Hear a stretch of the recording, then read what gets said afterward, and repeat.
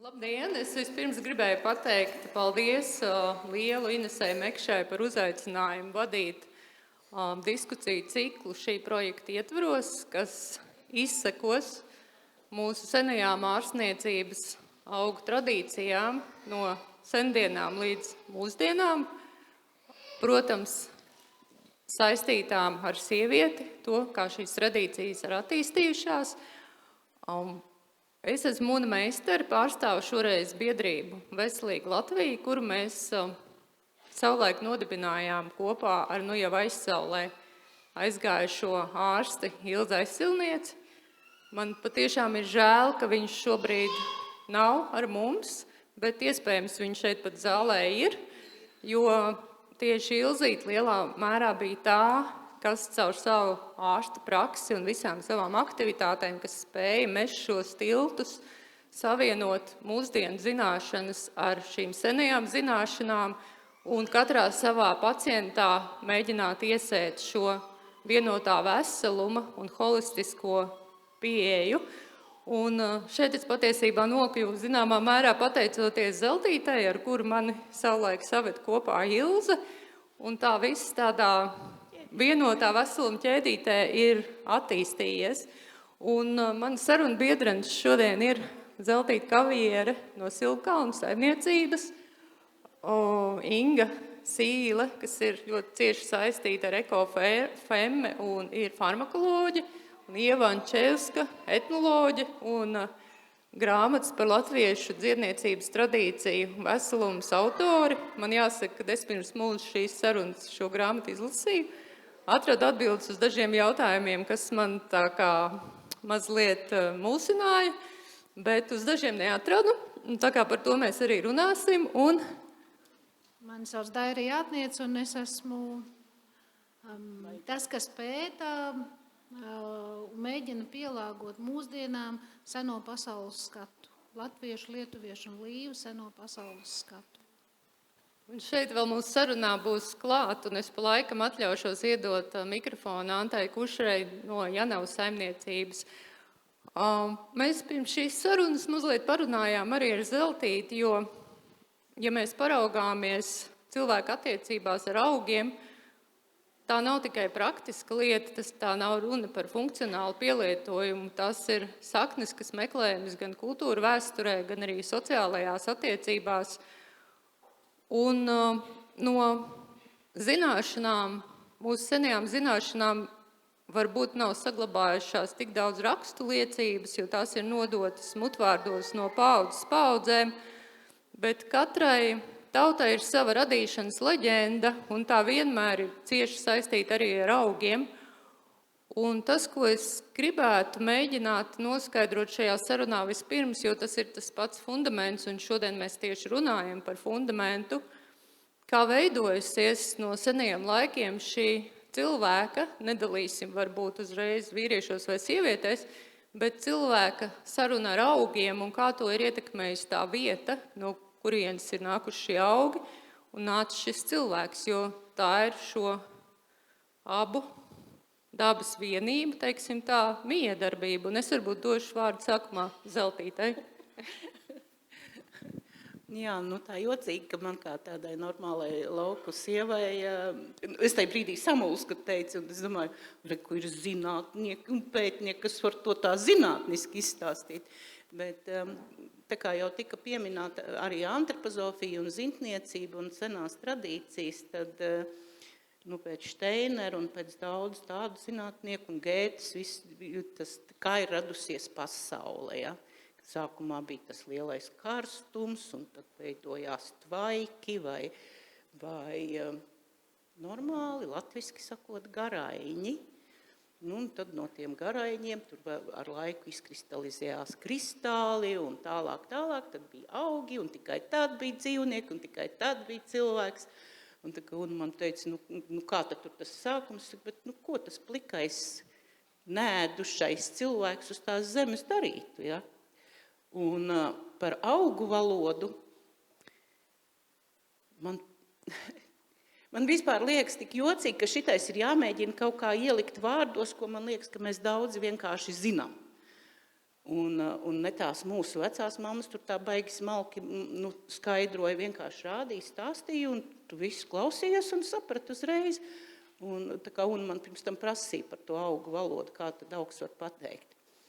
Tad gars vienmēr ir pats pirmais. Mēs sakam tur tvaiki vai migla vai ko, tie ir garaiņi. Un no tiem garaiņiem viss sākās. Tāpēc arī tas raspodiņš ar to rasu, kas pa nakti ir savākusies no tiem garaiņiem, tik vērtīga. Un tad kāda valoda? Kāda augam valoda? Vakardien arī man viena sieviete teica, tu zini, ir tāda metode, kad iedod tikai maisiņu paostīt, un pa priekšu visas ārstēšanas ar augiem ir jāsāk ar ostīšanu. Tas jau ir tas gars, garainis, gars. Mēs arī bez tā gara nekas nebūtu. Gars ir pats sākums.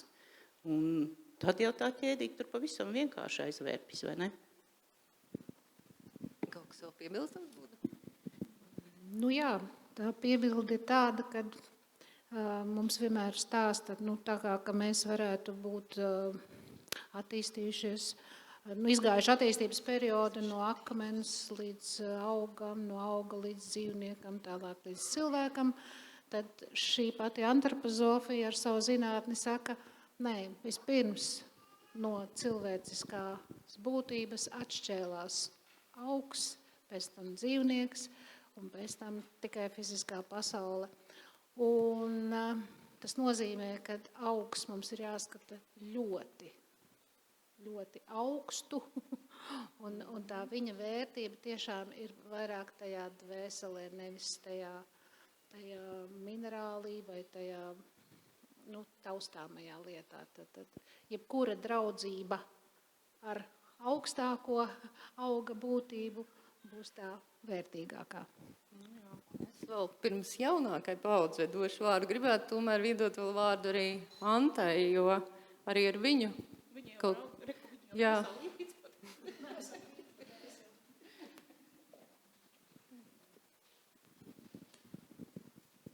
Es neesmu tik briesmīgi gudra visā pasākumā, bet esmu iesaistījusies mūža garumā. Un tas viss sākās ar to, es esmu latgaliete, kad manai mammai aiz krāstēm bija sakarinātas tējas slotiņas, un tad, kad bērni, mēs bijām 5 bērni, un tad, kad bērni saslima, tad no turienes paplēsa, uzvārīja tēju, uz malkas plīts padzirdīja, un visi bijām veseli.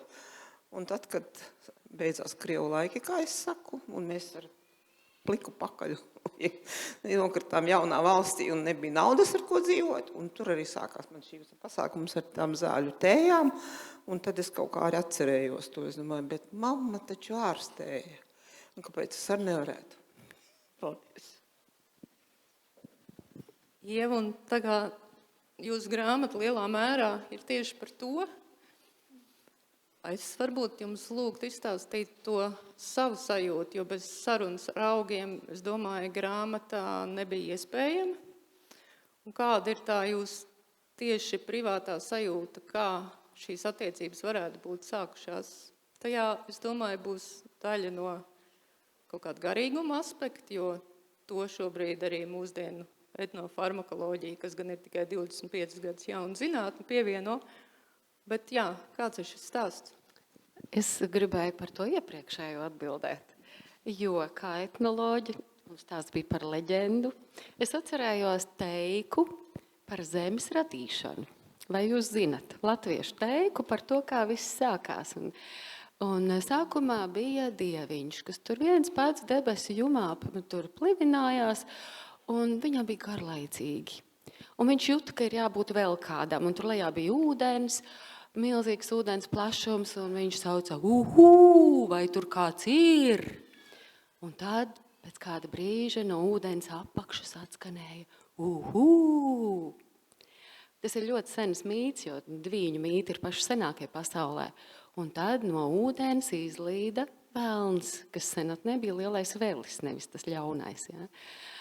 Viņš izlien no ūdens apakšas, un Dievs viņam saka, vai tu varētu man atnest tur no ūdens dūņas, no ūdens apakšas. Velns saka, jā, kāpēc ne? Un viņš nolaižās lejā, piestūķē pilnas, savācās pilnas rokas, lielu klēpi ar dūņām, ko nes Dievam. Un viņš domā, bet nes, ko tas Dievs tur darīs? Man tā kā arī ir jāpamēģina. Un tad viņš vēl piestūķē pilnu muti, tā, ka vairs knapi var ciet aiztaisīt.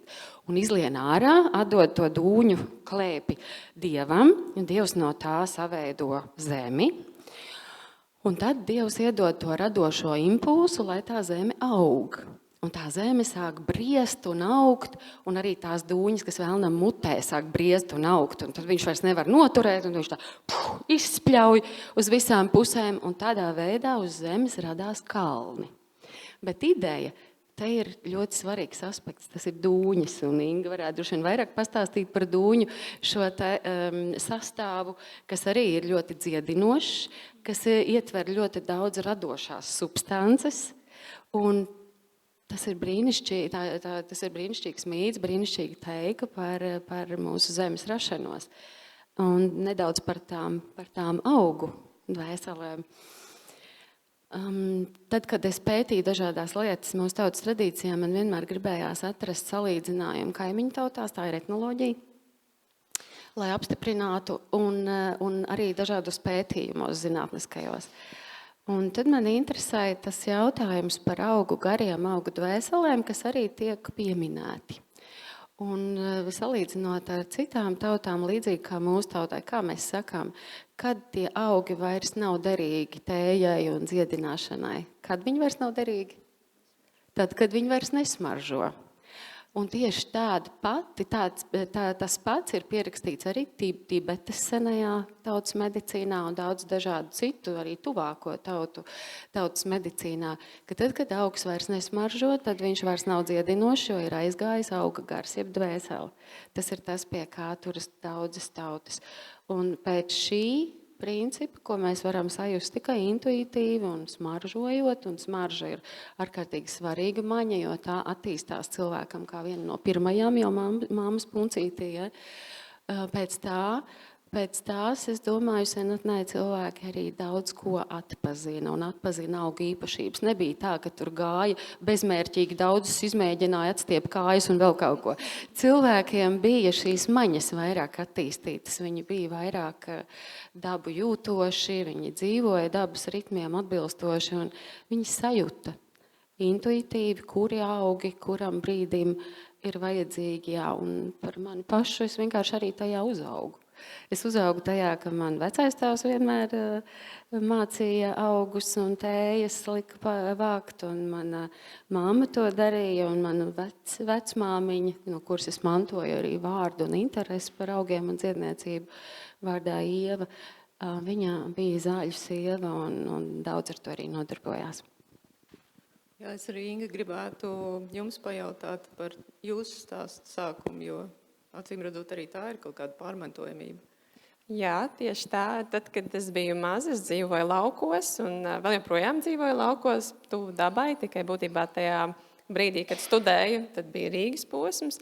Bet jā, es dzīvoju pie dabas, pie pļavas, meža, upes un augi apkārt bija daudz. Un man bija ārkārtīgi liela interese izzināt, kā to augu sauc, izpētīt viņu.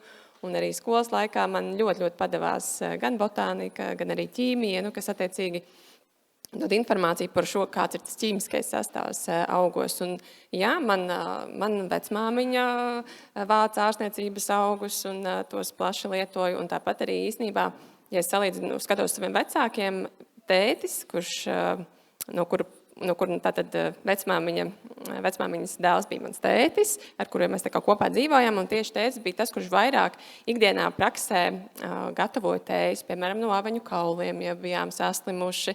Es nezinu, vai visi zina, kas ir aveņu kauli, ja, bet tad aveņas stumbrus mēs vācām arī ziemā, gatavojam ļoti garšīgu tēju. Mums bija liepziedu vākšanas talkas, lasījām arī ceļtekas, vecakot, tās zināšanas manā ģimenē arī tika nodotas no paudzes paudzē, lai gan mēs esam ģimenē, man ir vēl 2 brāļi un māsa, pārējie nav tik ļoti ieinteresēti varbūt augos, bet man kaut kā tiešām radās šī mīlestība pret augiem no skaistajām ziedošajām vasarām, no tās augu smaržas. Un jā, tā kā tas ir būtībā mums ir ārkārtīgi jākop tās tradīcijas un jānodod informācija tālāk saviem bērniem. Man ir 2 puikas, un es viņiem, viņi ir puikas, man liekas, citi varbūt domā, ko puikām tur nestāstīsim, kā tur gatavo tēju vai vēl kaut ko, bet es viņiem rādu augus, es viņiem stāstu, es eju pie viņiem uz dārziņu, rādu pārējiem bērniem, ko mēs varam ar augiem darīt, kā mēs viņus varam atpazīt. Tā kā, man liekas, ir ārkārtīgi jādomā par šo te cilvēku izglītošanu. Un, mana disertācija pētniecība bija un ir saistīta ar to, kad es pētīju latviešu tautas ticējumus, skatījos, kāda ārstniecības auga šajos ticējumos ir minēti, kādam nolūkam lietot, un tad es salīdzināju, vai tā mūsu senču pieredze, kas tika minēta, vai tā ir zinātniski pamatot mūsdienās, tātad pētījumos un tā. Un veicot šo pētījumu, es saredzēju to, cik svarīgi mums ir gan mūsdienās veikt šo zinātnisko darbu un saprast, strādā vai nestrādā, un tāpat laikā vākt mūsdienās tīpaši šīs mūsu tradīcijas. Viens ir tas, ko mēs varam analizēt, savācot informāciju no kaut kādiem jau pierakstiem, bet, manuprāt, mēs arī jau par šo diskutējām, ka vēl nav par vēlu veikt šīs etnobotānikas ekspedīcijas, iet uz viensētām un apkopot informāciju no šīm zāļu sievām, ko tad viņi ir lietojuši, ko viņi atcerās, kādus augus ir lietojuši un ko varbūt lieto vēl joprojām tagad.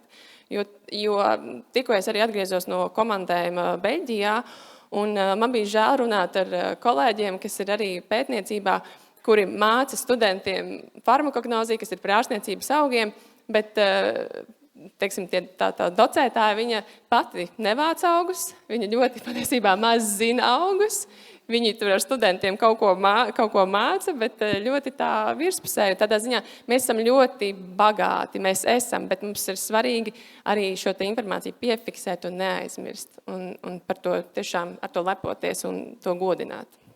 Bet vai mēs esam pierakstījuši laika gaitā tās pašas mūsu, tās zināmākās, savulaik varbūt leģendārākās zāļu sievas, kaut gan par šo apzīmējumu no mūsdienu viedokļu mēs diskutējam, vai tas ir pareizi, varbūt ir zāļu zintis, bet jebkurā gadījumā šis būtībā arots savā ziņā zāļu sieva ir bijis, bet vai mēs viņus esam piefiksējuši, vai mums ir bijusi tāda Hildegarda Bingen, kas būtībā ir leģenda, ko mēs jau zinām plaši.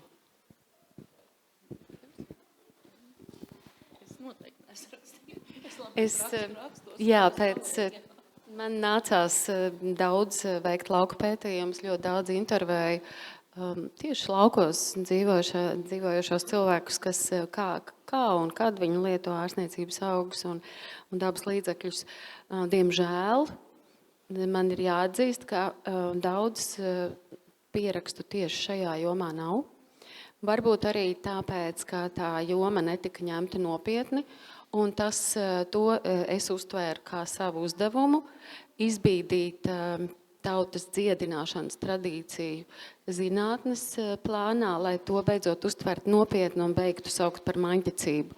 Un man bija ārkārtīgi grūti sākumā, man disertācijas tēmu gandrīz nepieņēma, kas tad tas ir, tās jau muļķības, tā ir maņķicība, un tāpēc es tik ļoti fokusējos uz to pierādīt, ar zinātniskajiem pētījumiem pierādīt visu iespējamo, kas ir dziedināšanas tradīcijā, lai vienkārši arī šo tradīciju noliktu goda vietā līdzās citām mūsu tradīcijām, jo mēs zinām, mums ir dziedāšanas un dejošanas un aušanas un adīšanas un viss kaut kas bija izdotas grāmatas, kas ir pētījumi. Un man ir jāatzīst, ka mēs jau bijām nodzīvojuši diezgan daudz gadus neatkarīgā Latvijā, bet joprojām bija bailes šai tēmai pieskarties. Un tad es pētīju arī šo aspektu, no kurienes nāk tās bailes, kāpēc to nepēta, kāpēc to nefiksē. Tas nāk no dažādiem laikiem mūsu vēsturē, tāpēc es arī atstāju šo vēsturisko atskatu grāmatā, lai mēs saprastu. Tur ir pirmkārt jau 13. gadsimts nāk sveša vara, tad tālāk jau ir inkvizīcijas laiks, kur tiek izkautas visas iespējamās vecmātes un zintnieki un dziedinātāji. Un tālāk nāk padomju laiks, kurā arī tas viss bija aizliegts. Un padomju laiks ir pavisam nesen. Un universitātē es sastapos ar profesoriem, kuri skatījās uz mani ar lielām acīm un teica, vai tad šo drīkst pētīt, vai tad par to drīkst tā runāt? Un tad es sapratu, jā, tas ir mans uzdevums.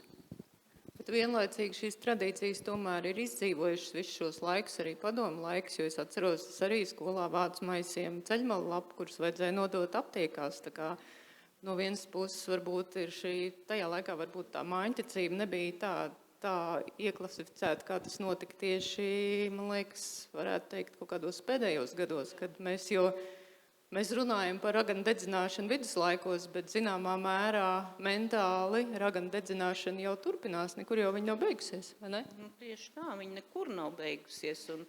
Un kaut vai atceraties Covid laikus, ja, kas notika. Un es biju pagājuši ceturtdienu Vecats bibliotekā uzaicināt arī stāstīt par šo laiku. Un es tā kā biju sapratusi, ka man tur būs jāstāsta par augiem. Tā vismaz, kad zvanīja. Bet tad, kad es ieraudzīju afišu, tad bija vairāk šī, ko mēs te mēģinām teikt par tiem svētkiem un par mūsu attieksmi. Un tad tur arī bija viena sieviete, kas ļoti uzbrūkoši par to, ka bet tas taču nav droši, tas taču nav pierādīts. Un normāli lauku cilvēki pat tā kā liekas jocīgi. Un tieši sagadījās, kad es vispār reti, kad skatos televizoru, bet tagad, paldies Dievam, tie vakari ir tik ātri tumši, kad ir laiks, un vienvakar man ir jāsafasē, kaut kas ir pasūtījis tējas, un man ir jāsafasē, es ieslēdzu, un tur ir Midsomera par raganu dedzināšanu. Es domāju, ak, Dievs, nekas taču nav mainījies.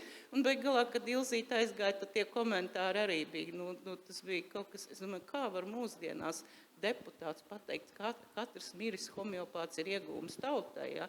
Tad, mīļie, domājiet, ko mēs ievēlam un kāda ir attieksme. Bet man gan Eniņas kundze vienmēr ir teikusi, Zeltīte, tu nevari neko pārmest farmaceitiem un dakteriem, jo viņiem tas nav mācīts. Un es pati esmu braukusi uz Farma Balta semināriem, kur, tā kā Ieva saka, tie dakteri jau, vai tie, kas tur stāsta, viņš ir tikai lasījis grāmatā.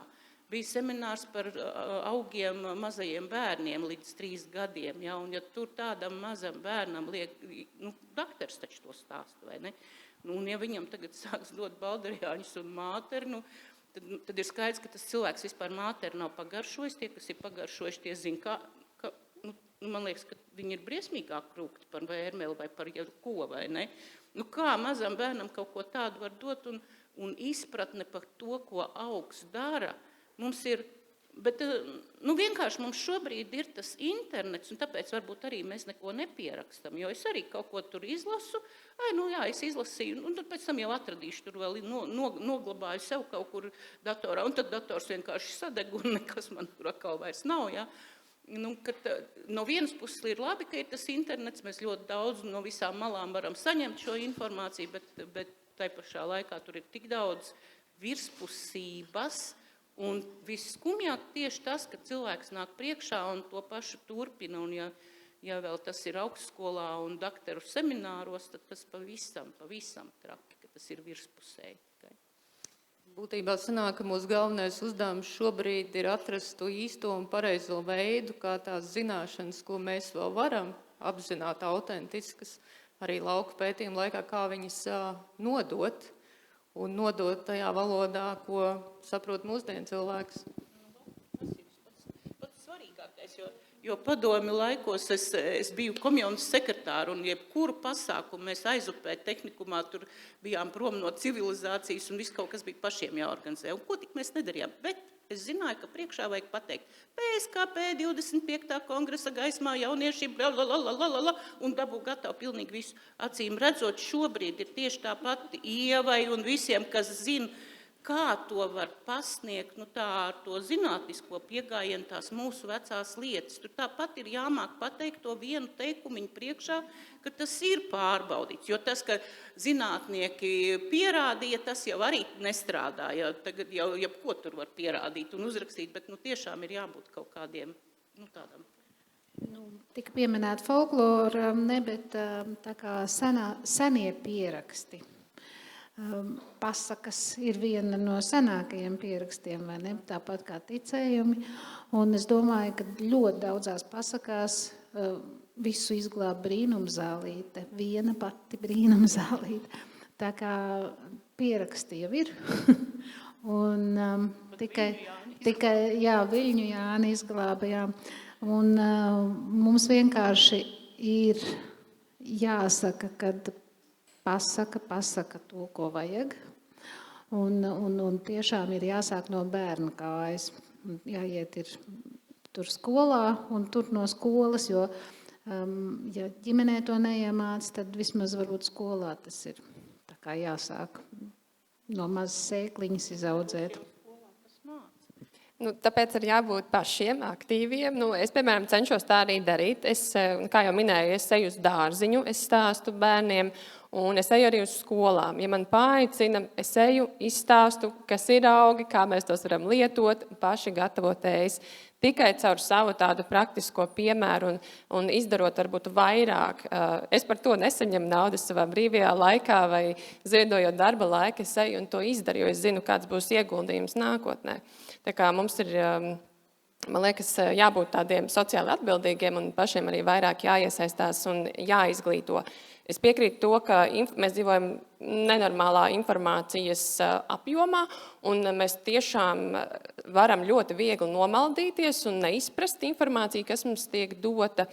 Un arī par augiem, es esmu cilvēks no universitātes, un reizēm ir tā, ka varbūt cilvēks izlasa dzeltenajā presē vienkārši virsrakstu, ka kāds tur augs ir tur izglābs tūlīt pasauli. Jā, bet ir jāpaskatās kritiski, ko tas nozīmē, ka, piemēram, arī mums ir tējas, mums ir augi arī uzturbagātinātājos un augi arī zālēs.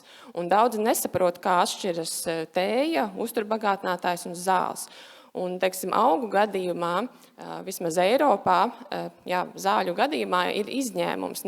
Ja mēs zinām klasiski zālēm, visām zālēm jāaiziet klīniskie pētījumi, kas ir 20 gadi, tas ir ilgs periods, tie ir nenormāli izdevumi, bet augu gadījumā ir izņēmums. Varbūt veikti šie klīniskie pētījumi, tie tikai dažiem augiem, piemēram, asinzālei, baldriānim, bet loģiski, ka nav vērts tērēt milzīgu naudu, pierādīt to, kas jau ir strādājis gadsimtiem ilgi. Līdz ar to pietiek ar to, ka ir eksperti, kas ir apkopojuši dažādu informāciju un pasaka, ka mēs tiešām šo augu varam noteiktā devā, lietošanas režīmā klasificēt kā augu izcelsmes zāles. Tā kā augi ir īpaši, un mēs viņiem nevaram piedāvāt varbūt tādu rāmi kā klasiskajām zālēm. Un, protams, ka augi strādā, tās ir senākās zāles, kādas ir bijušas. Es atceros, man savulaik Vieniņa intervijā par šo tematu teica, ka tā problēma jau ir arī tā, ka augs katru sezonu mainās šis aktīvo vielu sastāvs, jo augs jau neaug priekš mums, augs aug priekš sevis. Es drusku oponēšu, jo es vēroju. Tautas tradīcija ir radusies uz novērojumu pamatu, un es arī dzīvoju laukos, dziļi laukos, Kurzemē, un vēroju dabas ritmā, un es katru gadu redzu, ka vairumā izauga kādi citi augi. Ir bijuši gadi, teiksim, Covid laikā bija nenormāli daudz pelašķi. Man pie mana meža bija tā, ka bija pļava ar pelašķiem. Tad nāca nākamais gads, un tad tur bija ļoti daudz arī par ceļmalām. Mēs varam skatīties, kas aug šogad visvairāk ar ceļmalām, jo daba jau rāda. Jā, mēs nevaram teikt, augs neaug priekš mums, augs ļoti labprāt mums palīdz. Ja mēs to, protam, ieraudzīt, protam, novērtēt. Un tad ir tas, ka cilvēks saka, mēs tikai ņēmām un izmantojam tos augus, kas ir tas, ko mēs neko nedodam pretī. Nē, mēs dodam pretī. Mēs dodam pretī savu apbrīnu, savu pateicību, savu mīlestību, un tā viss ir enerģija. Un tā ir enerģijas apmaiņa. Bet mēs ļoti labi varam novērot, kas kurā brīdī dabā jau tiek mums dots un parādīts. Un tas, ka pie lielpilsētām aug Kanādas zeltslotiņa, varētu teikt, ka tas tur ir invazīva suga vēl kaut kas, bet tā ir tā, kas pilsētniekiem ir ļoti vajadzīga, kas palīdz tikt vaļā no bailēm, psihoemocionālajā plānā. Bailes atkal tur aiziet, kur viņas aiziet ķermenī, nierēs un tā tālāk, bet arī no sabiedrības uzspiestiem modeļiem un tā tālāk, ja mēs drusku iejūtam iejūtamies tajā augā, mēs varam sajust arī tādas lietas. Tā, protams, tā tas tiešām ir. Paldies par šo piebildi, bet es domāju, ka Vijas Eniņas tā ideja šajā gadījumā bija tieši par šo ķīmisko klasifikāciju, ka katru gadu mainās šis augu sastāvs, jo viņš aug saskaņā ar dabu un kas tajā mirklī notiek, un līdz ar to viņu nav iespējams saskalpīt zinātniski un tik precīzi izmērīt. Bet runājot par šo seno latviešu ārsniecības augu tradīciju, cik autentiska viņa ir saglabājusies laikam ritot, jo mums ir bijuši dažādi uzsārņojumi, un, protams, arī es pieņemu, ka klostera medicīna ir darījusi kaut ko savu, vai pēc šī autentiskuma vispār ir nepieciešamība mūsdienās, vai tas ir tas, uz ko mums jāiet? Es domāju, ir svarīgi, ka mēs saglabājam to, kas ir mūsu autentiskais, un mēs, protams, pamanīt, kas ir tas, kas ir ienācis, ja? Jo tā ir arī mūsu identitāte. Un es arī uzskatu, ka šobrīd ir mūsu laiks dot mūsu zināšanas tālāk jaunākai paaudzei, saviem bērniem un mazbērniem. Un tas ir ārkārtīgi svarīgi. Nevis, ka mēs gaidītu, ka kāds cits tur pierakstīs, nopublicēs, izplatīs, bet ka mēs tiešām, tā kā Inga to teica, dodam tās sev jau esošās zināšanas tālāk. Un par autentisko tradīciju, jā, es daudz noņēmos ar šo jautājumu, jo un tāpēc es arī neintervēju savai grāmatai, savam pētījumam cilvēkus, kuri ir reģistrējušies un sevi pozicionē kā dziedniekus, jo tur ir ļoti liels mikslis tajā, ko lielākā daļa šo cilvēku piedāvā. Mani interesēja tīri tiešām zāļu sievas, mani interesēja cilvēki, kas dzīvo vienkārši laukos un vispār savus nekādus šos te nepozicionē, bet tā ir ikdienas tradīcija un tad tā ir autentiska tajā, kā viņi to ir pārmantojuši, kā tas ir nodots no vecvecākiem. Bet tur ir vēl viena lieta, kas ir jāņem vērā. Mūsu tradīcijas pierakstos ir daudz arī muļķību, kas nāca tajā laikā, kad skolas bērniem bija jāsavāc tik un tik folkloras vienības, viņi gāja un intervēja cilvēkus un pierakstīja visu, ko tie cilvēki stāstīja. Un tad starp tiem ticējumiem parādās arī tādi teksti, mēs ar Ingu par šo jau runājām, ja, kur var just, ka tas teicējs ir pasmējies par to skolas bērnu, jo tās īstās dziedinošās zināšanas tās nodeva tikai saviem pēcnācējiem, kuri tika parasti rūpīgi atlasīti un izvēlēti. Un arī tas ir jāņem vērā, ka šim te materiālu kopumam ir jāpieiet kritiski, jāizvērtē, tāpat ir arī jāatcerās tie simboli, kā piemēram, lai teiksim, tādus spēcīgus līdzekļus kā vilka zobu vai melnos graudus neizmantotu nevietā, tad viņi tika saukt, teiksim, melnais grauds par vilka zobu vai arī par peļu mēslu un tam līdzīgi, lai cilvēki nesaprastu, kas tas ir. Un to saprata tikai zinātāji, un tādas lietas ir diezgan daudz. Zeltīt, kāds tev varbūt ir viedoklis par šo dažādu kultūru ienākšanu arī mūsu augu pasaulē, jo es domāju, ka arī augi, ar ko tu ikdienā strādā, varbūt ne visi ir tie pirmsākuma augi, kas šeit ir auguši. Nu, es domāju, ka mēs ar Dairu tas spriedām. Es īsti nezinu, vai kumelītes mums savvaļā tādas kumelītes, ko tagad sauc par aptiekas kumelīti. Ja? Mums ir maura kumelīte, kas īstenībā, tad, kad tu ņem farmācijas grāmatas, viņa ir līdzvērtīga tai kumelītei, ko mēs audzējam tagad tīrumos. Ja? Un to pašu raudeni jau tomēr uzskata par vidusjūras augu, ja, un viņš ir atnācis līdz mums. Protams, katrā vietā ir citādākas formas un citādākas krāsas, un kur mēs audzējam kā garšaugu, tur mēs vācam tikai lapiņas un stadija ievākšanas. Ja.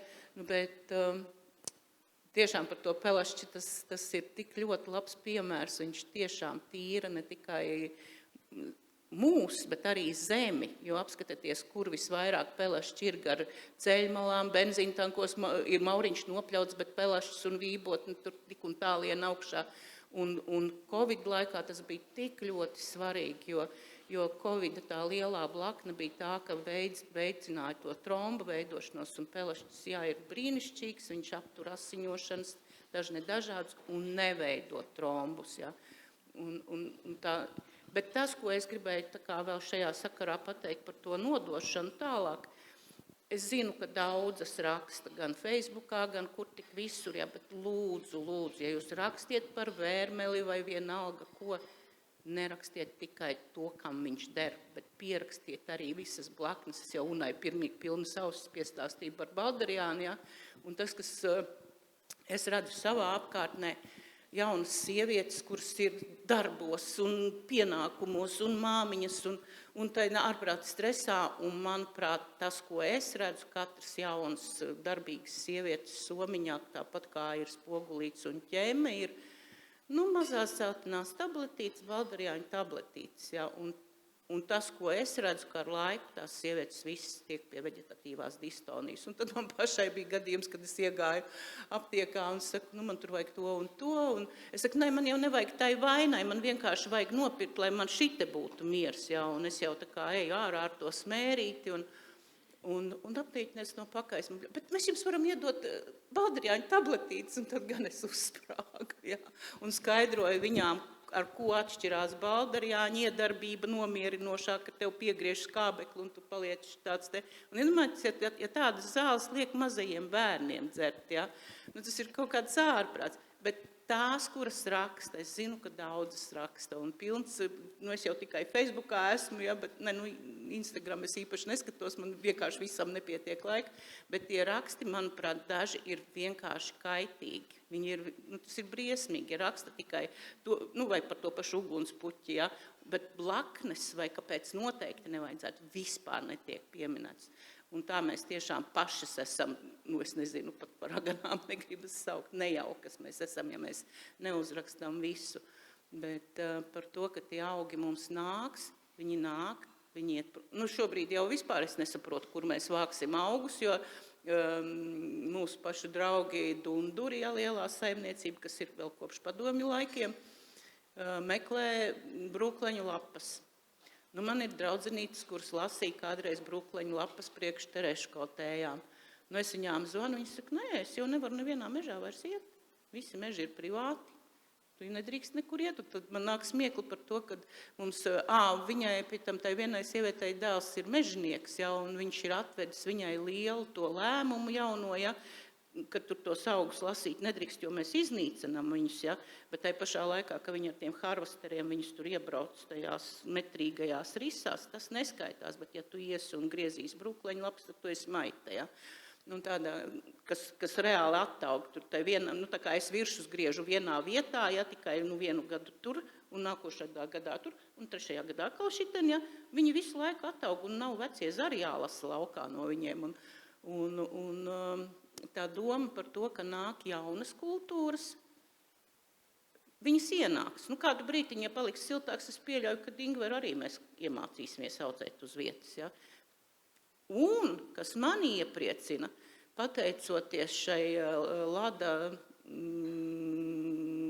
pļavu, zālāju, kā saucās, kurš ir zālāju atjaunošanas, ja viss šitās te programmas, kad es ļoti ceru, ka man izdosies arī savus tos 20 hektārus nosargāt no izaršanas, jo tas ir pēdējo reizi ārts un sēts lauks 93. gadā, un es pirms dažiem gadiem eju, tas jau tā kā 2000. gados, ja, un es ieraugu augstiņu, ko man likās, ka es nezinu, vai Latvijā vēl kaut kur ir augstiņš, ja. Ja jūs neaiztiksiet, ja jūs neļausiet tur uzaugt virsū bērziem, ja jūs neļausiet tur uzaugt tai pašai zeltslotiņai, atnāks atpakaļ tas, kas ir pazudis. Viņš atnāks. Naktsvielas mums tagad jau aug pilnīgi, var teikt, pa durvīm iekšā, bet taču beidziet pļaut, beidziet tā, kā es saku, dresēt zāli. Tiklīdz jūs katru nedēļu nopļaujiet, tur varbūt tā naktsviela, mans vīrs šogad ir pat aizgājis pie visām šogada naktsviolēm mietiņus iespraudis, lai tikai nākošgad nenopļaut atkal, ja.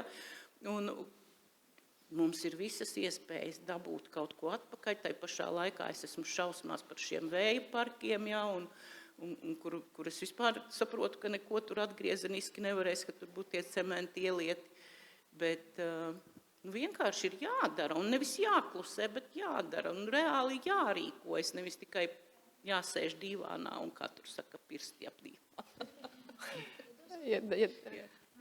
Ja runāja par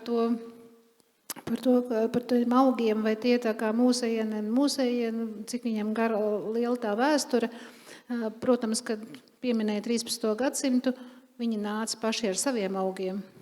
Viņi nāca un ievies, jo viņiem jau viņus vajadzēja. Un ņemot vērā, ka mēs te miksējamies dažādām tautībām kopā, tad mums arī tos augus sāk vajadzēt, un līdz ar to tas ir neizbēgams process, ka augi ienāk.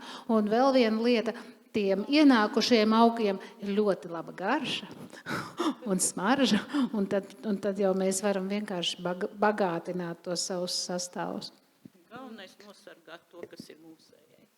Es tikai pakomentētu par šīm te dabiskajām pļavām. Man liekas, dotajā brīdī daudz par tām tiek runāts, un arī cilvēki, man arī, vismaz varbūt tas ir manā burbulī, arī ja viņiem ir zemes īpašums, viņi cenšas sēt tad šos te sēklas, kas veidos dabisku pļavu. Ja, tā kā tas, man liekas, ļoti apsveicami, un arvien biežāk parādās, ka ne tikai tas robotiņš nopļauj visu skaistu mazu tādu mauriņu, bet parādās joslas, kur cilvēki tomēr atļaujas atstāt šos dabīgos augus, kas tur aug, vai arī nopērk sēklas, kas ir raksturīgs pļavas augiem un arī iesēja. Bet tas, par ko kas man ļoti priecēja, ka Zeltīte stāstīja par šīm blakus parādībām, ka cilvēkus ir jāinformē par miedarbībām, jo lielākais mīts ir, ka ārstniecības augi ir droši. Jā, ko nevajag, Tas, izšķurās. jā. Tad neizšķurāja tās indes. Agrāk taču tos karaļus visus indēt, tad nebija vēl izdomāts Ar īves kausu padzerties. Ko mums viss tagad tās ķīmijas, tad viņas nebija. Bet tos karaļus tik un tā noindēja, ja? Kāpēc neko neizšķurāja? Jā. Un iepriekš mēs arī runājam par šo ķīmisko sastāvu, es varbūt nepapildināju. Mums bija, pētījums kopā ar Vides risinājumu institūtu, un mēs tur skatījāmies, kāds ķīmiskais sastāvs augos 3 gadu laikā. Tas nebija tikai tā, ka vienā gadā mēs tikai analizējām. Un mums bija strutene, kuru mēs no savvaļas iestādījām eksperimentālajā dārzā. Un mēs redzējām, ka tur tas ķīmiskais sastāvs, un attiecīgi strutenes satura alkaloīdus, tā būtu tā galvenā aktīvā viela, un tajā dārzā bija krietni lielāks tas daudzums nekā tajā savvaļā. Protams, to var skaidrot droši vien ar to, kā tas augs tur jutās. Viņam iespējams bija stress tajā laukā, vai ne? Un Viņam nebija jākonkurē atkal, redz, pļavā viņam ir jākonkurē tur ar augšņiem vai ar vēl kaut ko, ja, bet te viņš, es vienkārši, tāpēc, kad es arī, tad es iesāku tai 93. gadā, tad vēl varēja arī aptiekās atdot, ja, tur mēs bijām tāda grupiņa jau savākušies savā starpā, man liekas, Anta vai ne, kaut kas no aizkrauklis arī deva gaidiņa, ja tās tējas, bet nevarēja nodot aptiekā, ja nebija uztaisītas analīzes, un Cēsīs, paldies Dievam, tad bija zāļu kontrolas laboratorija, vienalga tā analīze likās šausmīgi dārgi, 20 latus maksāt, ja, bet citādāk tu nevar nodot. Un tad mēs skaidri un gaiši redzējām, ka goda vārds, ja tas augs ir audzis un viņam nav bijis jācīnās par to savu dzīvību, tās ēteriskās ielas vairāk, asinzālē, flavonoīdi vairāk, ja, pēc analīzēm to var izsekot, jo man jau arī citreiz saka, tie audzētie augi jau nav tas pats, kas savvaļā. Aizvedu, sarunāju pa blatu fabrikā raspodus šos te lielos, ko daudz domā, ka viņi ir dekoratīvi, ja. Bet man interesē, jo tad man arī sēž iekšā, pļavas raspods noteikti ir vērtīgāks, ja. Bet tad, kad uzstājas analīze, tad tajā raspodā ir 4 reizes vairāk ekstraģējamo vielu, kā visparastākajā mūsu pļavas raspodiņā. Tā kā es domāju, ka tur arī tas, ka viņam nav, vai viņš ir audzis saulē. Visi augi, kas ir saulē auguši, viņos vienmēr būs vairāk ēteriskās eļas, tik cik mans šitais mūžs ar augiem ir parādījis, ja. Ja tu viņu atnes no kaut kādas ēnas vai no meža grāvja, ja kur viņam saulīt ir tikai vakarpusē tikus vai otrādi, ja. Atkal tas pats, ja, tā kā par to jau... To mēs eksperimentāli tiešām pierādījām, ka būtībā mums bija 9 augi, kurus mēs audzējām, tā kā mēs ievācām analīzes no savvaļas, un tad tie kultivētie, un tiem kultivētiem vienmēr tās aktīvās vielas bija vairāk. Bet arī interesanti bija, ka augi, piemēram, mums bija tāds augs kā efeju sētložņa, varbūt zinat, un Viņš tika ievācis no vairākām Latvijas vietām un tad pārstādīts tajā eksperimentālajā laukā. Un it kā mums liekas efeju sētložņa, viens un tas pats augs, bet patiesībā viens bija sarkanāks, tur vairāk dominēja viens pigments, cits bija zaļāks, citi bija augstāki, citi bija zemāki. Tā kā viens augs, bet viņš var būt tik ļoti dažāds. Fenotipiski. No augsnes sastāv jau arī uzreiz viss mainās. Tas augsnes tajā dārziņā, tur viss apstākļi bija vienādi, bet viņi ievākti bija no dažādām vietām. Jā. Jā, un tad jau vēl ir, es domāju, ka jau šito noteikti ir daudz lietas, ko ir recepte, ja tagad arī tieši vienai sievietei stāstīja, ka vajag sabārīt vībotņu saknes, bet viņas vārīt drīkst, ieteicams drīkst. Es pati nekad arī ātrāk nedaru, kā, ne ātrāk par 7 vakarā, vai daudz lietas, kas ir vecais mēnesis. Ja? Vākšanai pilnīgi noteikti tie, kas ir augu vācēji, tie jau zina, ja tu novāksi lapu dienā, tad tu vari maisīt, cik gribi, likt neskādā kaltē, viņš tur stāv sienas un tieši tāpatās tējas. Arī tas ir jāskatās, ja? Bet tās tradīcijas, es nezinu, ir jau daudz, kas saka, ko tu te ar saviem mēnešiem, es taču stādu kartupeļus zemē, nevis mēnesī. Bet tad, kad tu sāc to darīt tā regulāri, tad jau nepavēlti ir teiciens darbs māca darītāju. Tas darbiņš pats parāda, kad tik cilvēks ir tieši ar to atšķirīgs no visām citām dzīvām būtnēm, ka viņam ir domāšanas maņa un runas maņa. Un tās ir pašas svarīgākās maņas. Un ja tev vienreiz parāda, ka tajā mēnesī, vai tur sanāk galā viss melns vai jēls vai nesmuks, ja, tad varbūt nākošā mēnesī sanāk tāpat, tad padomā, vai tā darīt. Ja? Vai kāpēc mamma tā lika darīt, vai kāpēc vecā mamma teica šitā, ka... Un ir taču kaut kādas recepts arī, kur skaidri un gaiši ir rakstīts, no kurienes tas augs ir jāpaņem, vai tur jābūt ir no pura malas, vai ir jābūt no kalniņā, vai saulītē, ja? Tās visas ir tādas, un tad jau var paņemt un uztaisīt arī mērījumus un izmērīt. Jā, tu, Zeltīte, pieminēji tādu būtisku lietu valodu, jo mēs jau arī katram augam esam iedevuši vārdu, un kāda ir šo vārdu izcelsme, tas, es domāju, arī ir tāds milzīgs pētnieciskais darbs.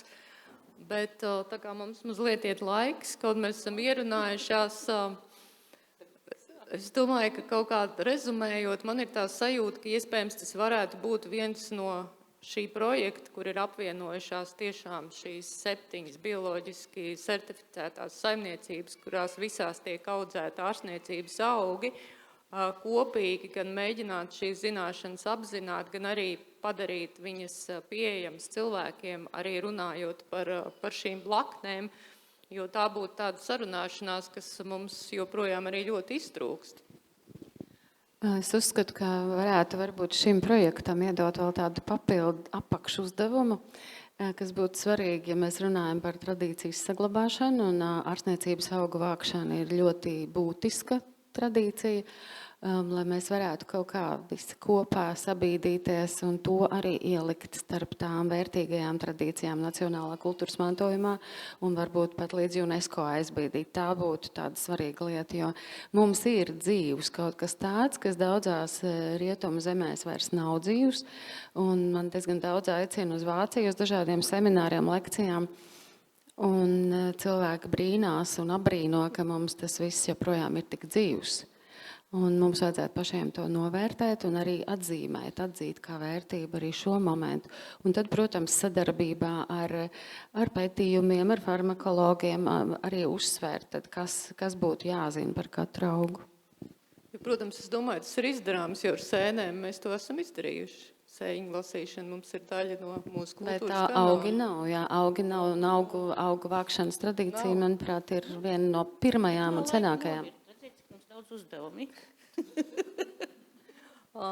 Es arī domāju, pielikšu punktu ar šito grāmatu, darīšu kaut ko citu, nebūs. Līdz ar to milzīgs paldies jums, uzdevumi ir nospraust, tagad katram jāsāk darīt savu mājas darbu, mūs ieskaitot, un jā, paldies.